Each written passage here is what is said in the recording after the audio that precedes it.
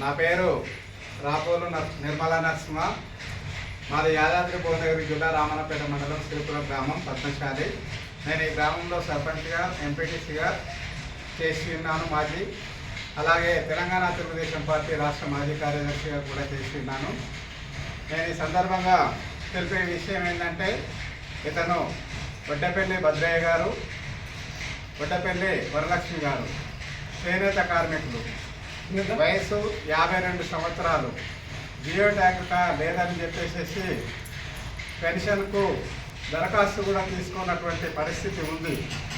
తెలంగాణ రాష్ట్ర ప్రభుత్వం గీత కార్మికులకు, నేత కార్మికులకు వయసు మీద పడి చేతగాకుండా ఉంటారని చెప్పేసి సదుద్దేశంతో పద్మశాలీలకు అలాగే గౌడ సోదరులకు ఆసరా పెన్షన్ ఇస్తానని చెప్పేసి ఇస్తున్న సందర్భంలో మరి వయసు దాటిపోయిన తర్వాత ఈ జియో ట్యాగ్ నెంబరు ఎందుకని చెప్పేసి ప్రభుత్వాన్ని మేము అడుగుతున్నాం.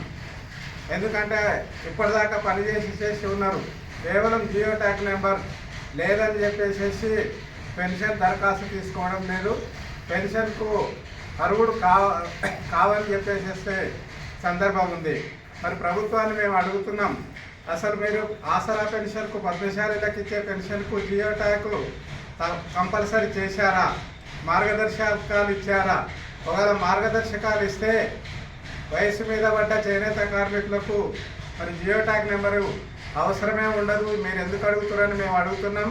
దయచేసి మీరు ఆ మార్గదర్శకాలలో జియో ట్యాగ్ తప్పనిసరి ఉంటే దాన్ని తీసేసి చేనేత కార్మికులకు న్యాయం చేయాల్సిందిగా, అలాగే ఒకవేళ మీరు మార్గదర్శకాలు జారీ చేయకున్నా కానీ అధికారులు అత్యుత్సాహంతో జియో ట్యాగ్ నెంబర్ అడిగి చేనేత కార్మికులను ఇబ్బంది పెడుతున్నటువంటి పరిస్థితులు మీ దృష్టికి తీసుకొస్తున్నాం.